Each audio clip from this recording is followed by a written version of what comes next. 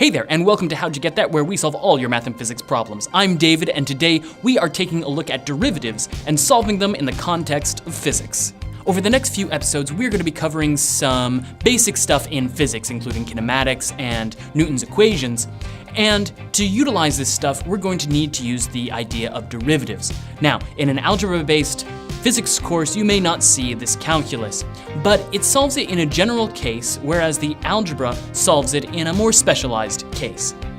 So, in order to make some of the derivations that we're going to be doing, we're going to need a little bit of calculus. Now, if you haven't seen this stuff before, don't worry. It's not going to be too terribly difficult, but it might illuminate some of the things that you see even in an algebra-based physics course. So, derivatives, what are they? Derivatives can be described in a number of different ways, but for physics, one of the best ways to describe them is the instantaneous rate of change of a function. Let's take a look at a linear function. Y is equal to 2x plus 3. What is the instantaneous rate of change of this function at the point -1, 1? Well, when I say instantaneous rate of change, what I'm really asking for is what is the slope of the function at that point? Now, since this is a linear function, the slope is constant for all points. It's the same everywhere along this line. So the slope of this function is just 2. So the derivative of this function at -1, 1 or at any other point along this line is 2. Notationally, I can write the derivative in a couple of equivalent ways. One of the most common is the prime notation. F prime of x is equal to the derivative of x, or y prime is equal to the derivative of x. Or sometimes we write it in this notation, d by dx of f of x, where the d by dx basically says take the derivative of the f function. Sometimes you'll also see y instead of f, so d by dx of y. Because we use time as a variable so often in physics, I'm going to elect to talk the rest of the way through this episode using the variable t instead of the variable x. We will come to some cases where x is the appropriate variable to use, but for now, let's focus on t. Now, let's talk about functions that have non-constant slopes. For instance, this function here, f of t is equal to t squared. This is a quadratic function, and as we can see, the slope of this curve is non-constant. It's not the same slope all along the curve. One way I know this is that I can draw a line tangent to the curve at any point along that curve. And if I move that line, that tangent line, up and down the curve, I can see that the slope of that tangent line changes. That's another way of thinking about the derivative, that the derivative is equivalent to the slope of the tangent line to the function at that point. Take a look at t is equal to 0, we have a horizontal line here. But if we take a look at t is equal to 4, say, we have a steep, positively sloped tangent line. At t is equal to -3, we have a sloped negative tangent line. It turns out that the derivative of the function f of t is dependent on the independent variable t, just like the function f itself is. So we need to figure out what that function f prime of t actually is. In calculus, we learn that the definition of the derivative is this: the limit as h approaches 0 of f of x plus h minus f of x over h. We can see that the top, or the numerator, of this function is simply the outputs, or the difference in the outputs of the f function.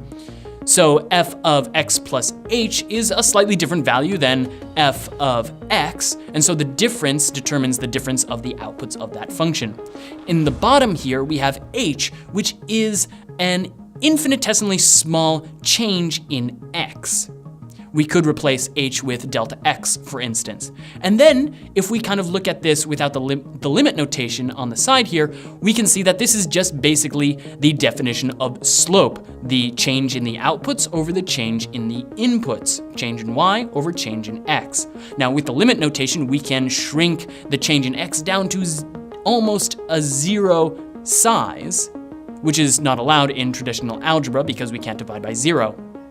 But as we take the limit, we can figure out what this is, and that is what our derivative is. It is the instantaneous rate of change of the function. We can use this equation to solve many types of different derivatives, but for our purposes in physics, we can just skip to the general rules that are going to make these derivatives a whole lot easier to solve. One of these rules, and the one that we're going to use to solve this quadratic function derivative here, is the power rule. The power rule is this: if I have a function, f, such that it is a power function, then what I need to do to find its derivative is I take that power and I just drop it in front of the whole function as a multiplicative factor, and then I subtract the power by 1. This is the new derivative. So for instance, if I have f of x is equal to 2x cubed, its derivative would be f prime of x is equal to 3 times 2, or 6, x squared. So for our function, f of t is equal to t squared, we find that its derivative is f prime of t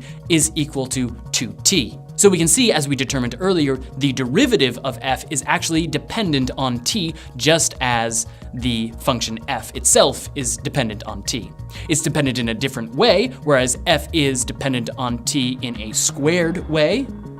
The derivative is dependent on t in a linear way. So now let's answer that initial question. What is the derivative of this function, f of t is equal to t squared, at the point -1, 1? Well, I take the x value of that coordinate point and I plug it into the derivative function. So f prime of -1 is equal to 2 times -1. So the slope at -1 is -2. We'll cover derivatives from a calculus-based perspective more in depth in the future, but for now, here are a few properties and rules to know as we go into solving derivatives for physics. First, the derivative of a sum of functions is equal to the sum of the derivatives. So basically that says I can take the derivative of several added functions together and split them up into different derivatives. This is especially useful for power functions, which are found in polynomials, and I can divide the polynomial derivative into separate power function chunks. Second, the product rule. If I have two functions that are multiplied together, the derivative of that product function is equal to the first function times the derivative of the second, plus the second function times the derivative of the first function. This is a really important pattern to know. It's used a lot, so it's a good one to have in your back pocket. Third, the quotient rule. This is a nice shortcut, but remember that any function that can be written as a quotient can also be written as a product with a -1 power. So sometimes it might be useful just to use the product rule and what we're gonna come to next, the chain rule, instead of the quotient rule if you have trouble remembering what the quotient rule is. But for any two functions such that they are divided by each other, I can find the derivative of that quotient by using this formula. The way I remember it is that the derivative of this function is equal to low d high minus high d low over low squared. Number 4, the chain rule.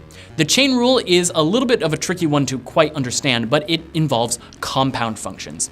If I have a function inside of a function and I want to take the derivative of the outer function, what I need to do is I take the derivative of the outer function with respect to the inner function, and then I multiply that whole thing by the derivative of the inner function. So if I have a function like the sine of x squared, if I take the derivative of that, I need to take the derivative of the sine function, which is cosine, and evaluate it at x squared. So now I have cosine of x squared. And then I multiply it by the derivative of the inner function. The derivative of x squared is just 2x. So the derivative of this whole thing is equal to 2x times the cosine of x squared. For function-specific rules, we have these ones. Other than the power rule, we have 1, the derivative of a constant function is just equal to 0.